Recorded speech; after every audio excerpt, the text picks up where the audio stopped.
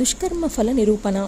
సావిత్రి, శుభకర్మలు చేసుకున్నవారు రకరకాల స్వర్గాలకు వెళ్ళి పుణ్యఫలాలను అనుభవిస్తారు.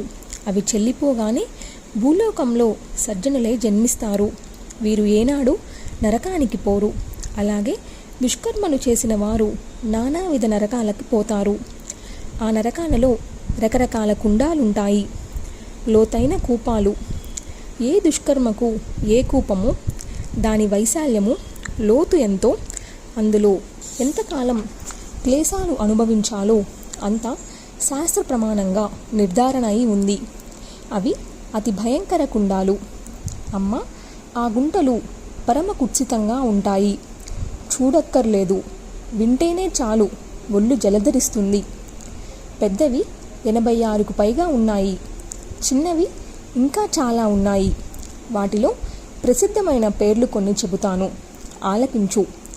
వహ్నికుండం, తప్తకుండం, క్షారకుండం, విట్కుండం, మూత్రకుండం, శ్లేష్మకుండం, గరకుండం, దూషికుండం, వసాకుండం, శుక్రకుండం, అశ్రుకుండం, అశ్రుకుండం, గాత్రమలకుండం, కర్ణమలకుండం, మజ్జాకుండం, మాంసాకుండం, నఖకుండం, రోమకుండం, కేశకుండం, అస్థికుండం, తామ్రకుండం, లోహకుండం, చర్మకుండం, తాప్తసురాకుండం, కంటకకుండం, విషకుండం, తప్తతైలకుండం, కంతకుండం, కృముకిండి, పూయకుండం, సర్పకుండం, మసకకుండం,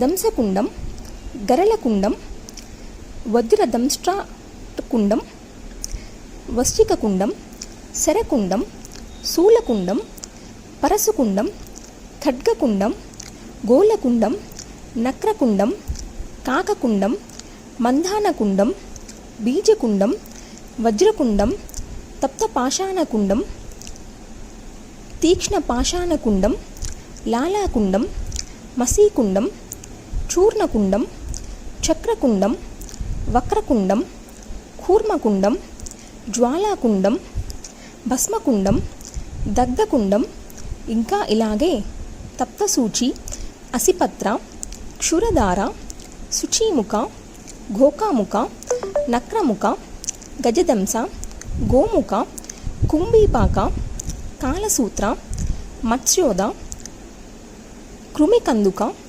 పాంసుభోజ్య, పాసవేష్ట, శూలప్రోత, ప్రకంపన, ఉల్కాముఖ, అందకూప, వేదన, తాడన, జ్వాలరంధ్ర, దేహచూర్ణ, దేహదలన, దేహశోషణ, దేహకషణ, శూర్ప, జ్వాలాముఖ, ధూమాంద, నాగవేష్టన కుండాలున్నాయి.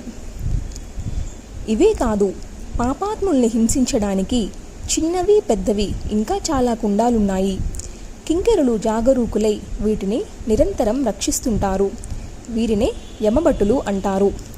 వీళ్ళందరూ దండహస్తులు, పాసహస్తులు, మదమత్తులు, అత్యంత భయంకరులు, శక్తిహస్తులు, గదాహస్తులు, అసిహస్తులు, అతి దారుణులు, తమోయుక్తులు, దైహీనులు, అనివార్యులు, తేజస్వంతులు, శంకారహితులు, రక్తపింగళ నేత్రులు, మృత్యువు ఆసన్నమైన పాపాత్ములకు మాత్రమే కనిపిస్తారు.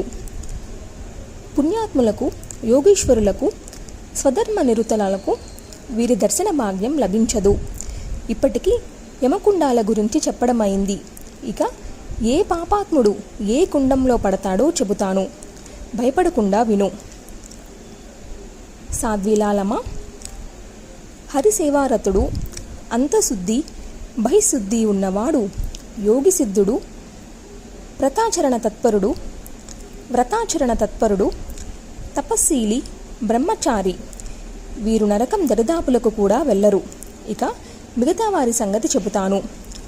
బలగర్వంతో బంధువుల్ని కట్టువాకులతో హింసించేవాడు అగ్నికుండంలో పడతాడు. తన శరీరం మీద ఎన్ని వెంట్రుకలున్నాయో అన్నేళ్ళు అందులో మాడతాడు. అటుపైన 3 పశుజన్మలు ఎత్తుతాడు. ఆకలి దప్పులతో గుమ్మమెక్కిన బ్రాహ్మణుడికి భోజనం పెట్టకుండా పంపించిన మూఢుడు తప్తతుండకుండంలో పడతాడు. రోమ ప్రమాణాబ్దాల పాటు అందులో నరకయాతన అనుభవిస్తాడు. అటుపైన 7 జన్మల వరకు వాడిది పక్షి బతుకే. రవివారం నాడు కానీ, సంక్రాంతి రోజు కానీ, అమావాస్య నాడు కానీ, శ్రాద్ధ సమయంలో కానీ వస్త్రాలకు క్షార సంయోగం చేస్తే క్షారకుండంలో పడి దారాలన్ని సంవత్సరాల పాటు దుఃఖాలు అనుభవించి మరుసటి 7 జన్మల్లోనూ రసకుడవుతాడు. వేదశాస్త్ర పురాణ నింద చేసిన, త్రిమూర్తులను నిందించిన, గౌరీ వాణి లక్ష్ములను తూలనాడిన, దేవి దూషణ చేసిన ఆ పాపాత్ముడు నిరయానికి వెళ్ళి 86 అత్యంత భయానకమైన కుండంలో పడతాడు. అంతకన్నా దుఃఖప్రదమైన కుండం ఏ నరకంలోనూ ఉండదు. అనేక కల్పాల దాకా అందులో మగ్గి అటుపైన సర్పజాతిలో పుడతాడు. దేవతా దూషణలకు ఏవేవి ప్రాయశ్చిత్తాలున్నాయో గాని దేవీ నిందకు మాత్రం ఏ ప్రాయశ్చిత్తమూ లేదు. దేవీ నిందాపరాధస్య ప్రాయశ్చిత్తం న విద్యతే. స్వదత్తంగాని పరదత్తంగాని విప్రుడి సొత్తును అపహరించిన వాడు 60,000 సంవత్సరాలు విట్కుండంలో పడి ఉంటాడు. అన్ని ఏళ్ళు వీడ్భోజనమే చేస్తాడు. అటుపైన విట్కృమిగా జన్మిస్తాడు. ఇతరుల చెరువులో తాను చెరువు తవ్విస్తే మూత్రకుండ నివాసం ఫలం. రేణువులన్ని సంవత్సరాలు అదే తాగుతూ అదే తింటూ పడి ఉంటాడు. పునర్జన్మలో నిండా 100 ఏళ్ళు వృషభమై భారత భూమిలో ఎవరికో ఒకరికి చాకిరి చేస్తాడు. ఎవరికీ పెట్టకుండా మృష్టానాన్ని ఒక్కడే తిన్నవాడు శ్లేష్మకూపంలో పడి కొట్టుకుంటాడు. 100 ఏళ్ళు అదే తింటూ అందులోనే పడి చస్తాడు. అటుపైన శ్లేష్మ మలమూత్రాలు తినే కాకిగా జన్మించి 100 ఏళ్ళు బతికి పాపం వదిలించుకొని శుచి అవుతాడు.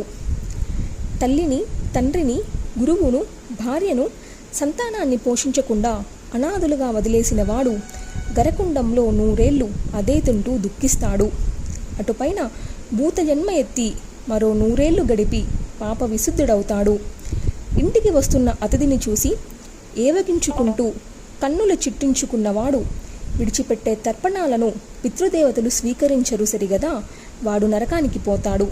ఇంకా బ్రహ్మహత్యాది మహాపాతకాలు ఎవడు ఏది చేసినా దూషికాకుండంలో 100 ఏళ్ళు హింసల పాలై అటుపైన భూతజాతిలో జన్మించి మరో 100 ఏళ్ళు శోకించి కటపటికి పాపం నుంచి శుచి అవుతాడు. ఎవరికైనా కానీ ద్రవ్యం దానంగా ఇచ్చి మళ్ళీ వెనక్కి తీసుకున్నవాడు వసాకుండంలో శతాబ్దం పాటు అదే తింటూ కుళ్ళిపోతాడు. అటుపైన కృకాలాసంగా 7 జన్మలెత్తుతాడు. తరువాత అతి రౌద్రుడు, అతి దరిద్రుడుగా అల్పాయుష్కుడై బతుకుతాడు. స్త్రీని పురుషుడు కానీ, పురుషుణ్ణి స్త్రీ కానీ శుక్లపానం చేయిస్తే శుక్లకుండ పతనమే ఫలం. 100 ఏళ్ల తర్వాత 7 వాగ్ర జన్మలు ఎత్తుతాడు. అప్పటికి పాపశుద్ధి పొంది మానవులుగా పుడతారు. శ్రీకృష్ణుడి మీద పాటలు కట్టి తన్మయత్వంతో పాడుకున్న వాణ్ణి చూసి కళ్ళల్లో నీళ్లు తిరిగేలాగా పరిహసించిన పాపాత్ముడు అశ్రుకుండ నరకంలో 100 సంవత్సరాలు పడి ఉంటాడు. మరి జన్మలో చండాల వంశాన పుడతాడు. మిత్రద్రోహి గాత్రమల కూపంలో 100 ఏళ్ళు శిక్ష అనుభవించి అటుపైన గాడిదిగా 3 జన్మలెత్తి పాపశుద్ధి పొందుతాడు. చెవిటివారిని నిందించిన కఠినాత్ముడు కర్ణవిట్ కూపంలో పడి అదే తింటూ 100 ఏళ్ళు రోధిస్తాడు. బధిరుడు దరిద్రుడుగా 7 జన్మలెత్తుతాడు. మరో 7 జన్మలకు అంగవిహీనుడై ఆ పైన శుచి అవుతాడు. లోభంతో గాని స్వలాభం కోసం గాని జీవహింస చేసిన వాడు మధ్యాకూపంలో 1,00,000 సంవత్సరాలు మగ్గుతాడు. ఆ పైన 7 జన్మలు శశకంగా, 7 జన్మలు మీనంగా పుడతాడు. 3 జన్మలు వరాహంగా, 7 జన్మలు కోడిగా, 7 జన్మలు లేడిగా ఎత్తి కడకకు పాతకు శుద్ధి పొందుతాడు.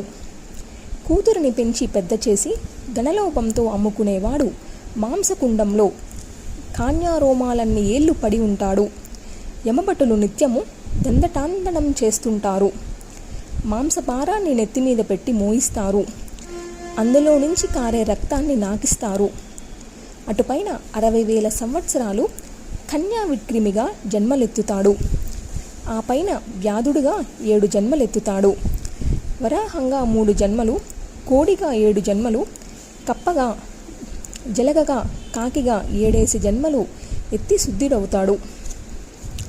వ్రతాలు, ఉపవాసాలు, శ్రాద్ధకర్మలు జరిపే రోజుల్లో క్షురకర్మ చేయించుకున్నవాడు నఖాది కుండాలలో ఆయా వ్రతాది దేవతల ఆయుష్కాలు పర్యంతం పడి ఉండి యమకింకరుల దండతాండనాలు అనుభవిస్తాడు. కేశదూషితంగా పార్థివలింగం తయారు చేసి అర్చించినవాడు రేణువులన్ని సంవత్సరాలు కేశకుండంలో తల్లడిల్లి తరువాత యవన జాతిలో పుడతాడు. హరుడి కోపం తేలిగ్గా చల్లారదు. శతాబ్దం తరువాత రాక్షసు తన్మ ఎత్తిస్తాడు. పితృదేవతలకు పిండం పెట్టనివాడు తన వెంట్రుకలన్ని ఏళ్ళు అస్థికుండంలో శిక్ష అనుభవిస్తాడు. ఆ పైన కుత్సితుడుగా, కుంటివాడుగా 7 జన్మలెత్తుతాడు. మహాదరిద్రం అనుభవించి శుద్ధి పొందుతాడు. గర్భిణిగా ఉన్న భార్యను కలిసిన వాడు తామ్రకుండంలో 100 ఏళ్ళు దుఃఖాలు అనుభవిస్తాడు.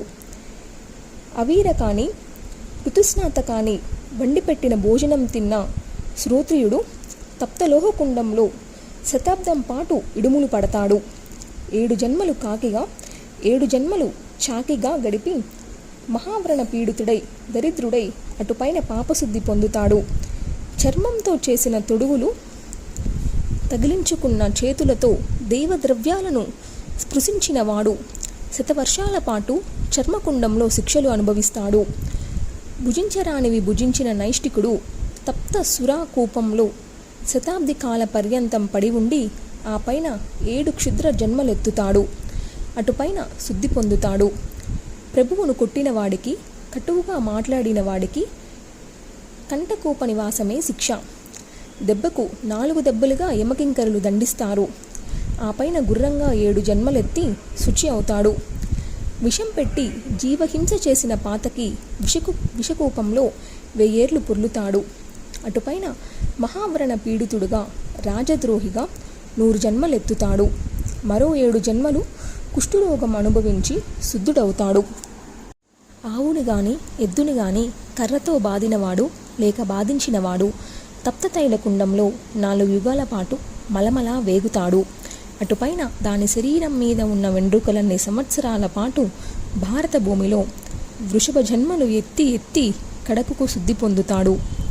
కుంతం అనే ఆయుధంతో గాని, వహ్నిలోహంతో గాని జీవహింస చేసిన పాపాత్ములు కుంతకుండంలో 5 వత్సరాలు నివసిస్తారు. అటుపైన వ్యాధి పీడితుడుగా 1 జన్మ గడిపి పాపం నుంచి శుద్ధి పొందుతాడు. ద్విజుడై పుట్టి లోభంతో మాంసభక్షణ చేసినవాడు హరికి నివేదన చేయకుండా పదార్థాలను భుజించినవాడు కృమికుండంలో స్వరోమ సంవత్సరాలు శిక్ష అనుభవించి మరుజన్మలో మ్లేచ్చుడవుతాడు. బ్రాహ్మణుడై పుట్టి చేయరాని పనులు చేస్తే పూయకుండ నరకంలో యమదండన అనుభవిస్తాడు. అటుపైన శూద్రుడుగా 7 జన్మలెత్తుతాడు. మహారోగి, దరిద్రుడు, బధిరుడు అవుతాడు.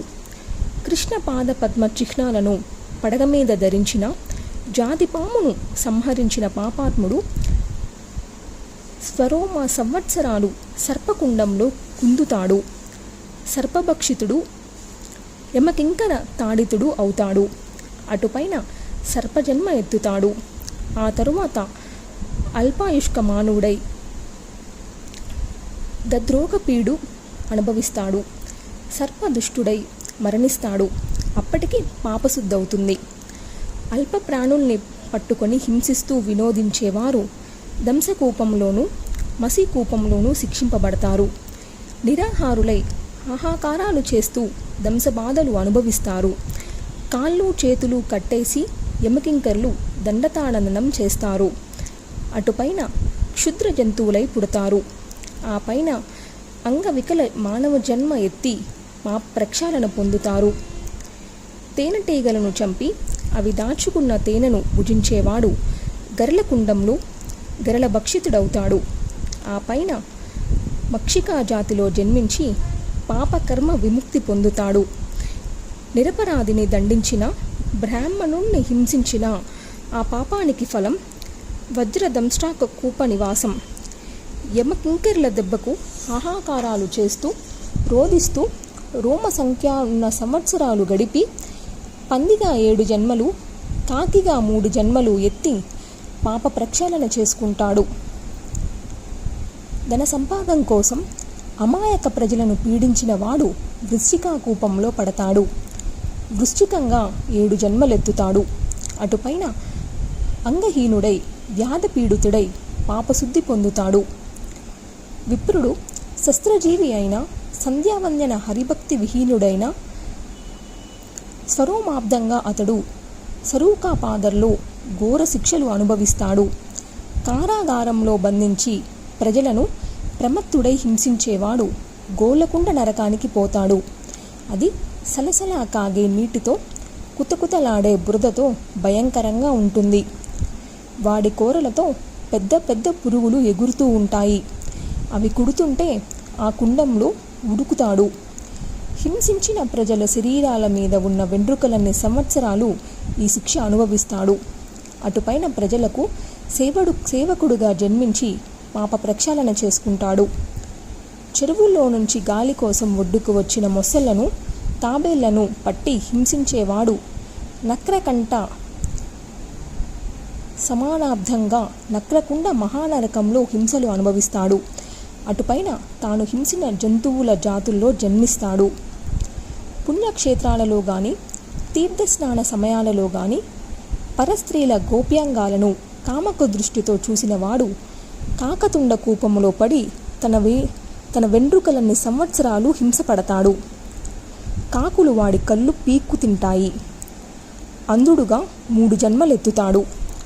బంగారాన్ని దొంగిలించిన వారు మందాన కూపంలో మదింపబడతారు. యమకింకరులు కళ్ళకు గంతలు కట్టి చావబాదుతారు. తన మలమూత్రాలను తానే తింటూ స్వరోమాబ్ద కాలం గడిపి అటుపైన 3 జన్మలు అంధుడవుతాడు. 7 జన్మలు మహాదరిద్రం అనుభవించి స్వర్ణకారుడుగానో స్వర్ణ వ్యాపారిగానో జన్మించి బంగారానికి సేవకుడవుతాడు. తామ్రచౌర్యం, లోహచౌర్యం చేసిన వారు ఇలాగే బీజకుండంలో శిక్ష అనుభవిస్తారు. దేవతా విగ్రహాలను దొంగిలించిన, దేవద్రవ్యాన్ని అపహరించిన స్వరోమాబ్దంగా వజ్రకుండ నరకంలో వజ్రఘాతాలు తింటూ హాహాకారాలు చేస్తూ నిరాహారులై కింకరతాడితుడైన కడపటికి పాపకర్మ విముక్తుడవుతాడు. వెండిని, గోవులను, వస్త్రాలను దొంగిలించేవారు తప్త పాషాణకుండంలో శిక్షింపబడతారు. 3 జన్మలు బొల్లి రోగంతో పీడింపబడతారు. అటుపైన శ్వేతపక్షిగా జన్మిస్తారు. కాంస్య పాత్రలను అపహరించిన వాడు తీక్ష్ణ పాషాణ నరకంలో హింసలు అనుభవించి గుర్రంగా 7 జన్మలెత్తి ఆ పైన పాదరోగ పీడితుడై పాతక విముక్తి పొందుతాడు. గతిలేక ఒళ్ళు అమ్ముకుని జీవించే పుంచెలని దోచుకునేవాడు స్వరోమాబ్దంగా లాలకుండంలో మునుగుతాడు. అటుపైన కంటి రోగంతోనూ శూలరోగంతోనూ పీడింపబడతాడు. ఎప్పటికో పాప విశుద్ధి పొందుతాడు. మసిజీవనం సాగించి విప్రుడు మసీకుండ నరకంలో దుఃఖిస్తాడు. అటుపైన నల్లని పశువుగా 3 జన్మలెత్తుతాడు. 3 జన్మలు నల్ల గొర్రె అవుతాడు. ఆ పైన తాడి చెట్టుగా పుడతాడు. కడపటికి విశుద్ధుడవుతాడు. ధాన్యాది సస్యాలను, తాంబూలాన్ని, ఆసన తల్పాలను అపహరించే వాళ్ళు చూర్ణకుండ నరక కూపంలో యమబాధలు అనుభవిస్తారు. మేషజాతిలోనూ కుక్కుట జాతిలోనూ 3 జన్మలెత్తుతారు. ఆ పైన వానర జన్మ. కాసవ్యాధి పీడ, దారిద్ర్యం, అల్పాయుర్దాయం, వంశహాని, చివరికి పాప విశుద్ధి. విప్రుల సొమ్ము హరించి చక్రం చేయించుకున్నవాడు చక్రకుండ నరకంలో శతాబ్ద కాలం హింసలు అనుభవిస్తాడు. అటుపైన తైలకారుడుగా 3 జన్మలెత్తుతాడు. వ్యాధి పీడితుడు, వంశహీనుడు అయి పాప విమోచనం పొందుతాడు. విప్రుల గోధనాల విషయంలో వంకరగా వ్యవహరిస్తే వక్రకుండ నరకానికి పోతారు. ఆ పైన వంకర టింకర అవయవాలతో పుడతారు. అలా 7 జన్మలయ్యాక గ్రద్దగా, పందిగా, పిల్లిగా, నెమలిగా 3 జన్మలెత్తుతారు. అప్పటికి గాని పాపభారం తరగదు. బ్రాహ్మణుడై పుట్టి కూర్మ మాంసం తింటే కూర్మకుండంలో శతాబ్దం పాటు కూర్మాలతో భక్షింపబడతాడు. 3 కూర్మ జన్మలెత్తుతాడు. పందిగా, బిడాలంగా, నెమలిగా 3 జన్మలెత్తి క్రమంగా పాప పంకిలం వదిలించుకుంటాడు. నెయ్యి గాని నూనె గాని అపహరించిన వాళ్ళు జ్వాలాకుండంలోనూ భస్మకుండంలోనూ నరకయాతన అనుభవిస్తారు. మత్స్య మూషక జన్మలు 7 ఎత్తి పాపభారం తొలగించుకుంటారు. సుగంధ ద్రవ్యాపహర్తలు దద్దకుండ నరకంలో దివారాత్రులు దగ్ధులవుతారు. అటుపైన దుర్గంధికులుగా 7 జన్మలెత్తుతారు. మృగనాభిగా 3 జన్మలు తప్పవు. 7 మందాన జన్మలు తప్పవు. అప్పటికి పాప ఫలానుభవం పూర్తి అవుతుంది. బలప్రయోగంతో కానీ మోసం చేసి కానీ ఇతరుల పిత్రార్జిత భూమిని కాజేసిన వాళ్ళు తప్తసూచి కూపంలో పడి దగ్ధులవుతారు. 7 మన్వంతరాలు ఈ నరకం అనుభవించి 60,000 సంవత్సరాలు కృమి కీటకమై తిరిగి స్వజాతిలో జన్మిస్తారు. పాపకర్మల ఫలంగా నరకయాతనను అనుభవించి పరిశుద్ధులై స్వీయ జాతిలో జన్మించాక శుభకర్మలు ఆచరించాలి. శుభఫలాలు దక్కుతాయి. మళ్ళీ పాపాలే చేస్తే ఇలాగే నరకయాతనలు తప్పవు. సావిత్రి ధనలోభంతో ఎదుటివాడి శిరస్సును కత్తితో నరికిన హంతకుడు అసిపత్ర నరకంలో యాతన పడతాడు. 14 మంది ఇంద్రులు మారేంత కాలం అందులో కత్తితోక అనుభవిస్తాడు. బ్రాహ్మణుడిని చంపినవాడు శతమన్వంతరాలు అదే నరకంలో శిక్షింపబడతాడు. అటుపైన శతసూకర జన్మలు, 7 కుక్కుట జన్మలు, 7 శృగాల జన్మలు, 7 వ్యాఘ్ర జన్మలు, 3 వ్రక జన్మలు, 7 మాండూక జన్మలు ఎత్తుతాడు. అటుపైన 1 మహిష జన్మ ఎత్తి పాప విముక్తి పొందుతాడు. పల్లెలు పట్టణాలు తగులబెట్టేవారు క్షురధార నరక కూపంలో 3 యుగాల పాటు యమబాధలు పడతారు. తరువాత ప్రేతాకారంలో మరిన్ని సంవత్సరాలు తిరుగుతారు. ఆ పైన 7 జన్మలు మలభక్షకులై, 7 జన్మలు కపోతాలై, 7 జన్మలు శూలవ్యాధి పీడితులై, 7 జన్మలు కుష్ఠవ్యాధి అనుభవించి శుద్ధి పొందుతారు. పరనిందాపరుడు, పరదోష ప్రచారకుడు, దేవ బ్రాహ్మణ నిందుకుడు శుచిముఖ నరకంలో యుగత్రయ కాలం వేదనలు అనుభవిస్తారు. వృశ్చిక, వజ్రకీట, భస్మకీట జన్మలు 7 ఎత్తి మానవుడై మహావ్యాధి పీడితుడై మరణించి శుద్ధి పొందుతాడు. గోడలకు కన్నం వేసి తలుపులు బద్దలు చేసి ఇళ్లల్లో చొరబడి వస్తువుల్ని దొంగలించేవారు గోకాముఖ నరకంలో 3 యుగాల యమకింకరల బాధలు అనుభవిస్తారు. గిత్తలు, గొర్రె పొట్టేళ్ళు, మేకపోతులు కొమ్ములతో కుమ్ముతుంటే, గిట్టెలతో మట్టిగిస్తుంటే హాహాకారాలు చేస్తారు. ఆ పైన వ్యాధిగ్రస్తమైన ఎద్దుగా 7 జన్మలు, మేషజాతిలో 3 జన్మలు, చాగజాతిలో 3 జన్మలు ఎత్తి మానవుడిగా దరిద్రం, నిత్యరోగం, భార్యా వియోగం, బంధు వియోగం అన్నీ అనుభవించి పాపకర్మ విముక్తుడవుతాడు. ఏ రకమైన ద్రవ్యాన్ని ఎవరి నుంచి కాజేసినా చోరుడు నక్రముఖ కుండంలో నలిగిపోవాల్సిందే. 3 శతాబ్దాల పాటు యమభటులు దండతాండానాలు తినవలసిందే. ఆ పైన రోగిష్టి ఎద్దుగా 7 జన్మలు దుఃఖించి మానవుడై మహారోగిగా అందరితోనూ ఏవగింపబడి కడపటికి పరిశుద్ధి పొందుతాడు. ఏనుగుల్ని, గుర్రాల్ని, పశువుల్ని చంపినవాడు గజదంసకూపంలో 3 యుగాల పాటు యాతనాలు అనుభవిస్తాడు. నాగదంతాలతో యమకింకెరలు కళ్ళు ముడుస్తుంటే కుయ్యో మొర్యోమని పెడబొబ్బులు పెడతాడు. అటుపైన ఆయా జంతువులుగా 3 జన్మలెత్తుతాడు. నరుడై శుచి అవుతాడు. దప్పికతో వచ్చి నీళ్లు తాగుతున్న గోవుని తరిమివేసిన ఆ మానవుడు గోముఖ నరకంలో పడి పురుగులతో కాగుతున్న నీళ్లల్లో మగ్గుతాడు. మన్వంతర కాలం ఈ శిక్ష అనుభవిస్తాడు. నరజన్మ ఎత్తి మహారోగి పీడతో మరణించి పాప ప్రక్షాళన పొందుతాడు. గోహత్య, బ్రాహ్మణ హత్య, స్త్రీ హత్య, భిక్షుహత్య, భ్రూణహత్య చేసిన వారు, పొందుకోరాని స్త్రీని పొందినవారు కుంభీపాక నరకంలో చతుర్దేశ్రాంత సమకాలం హింసలు అనుభవిస్తారు.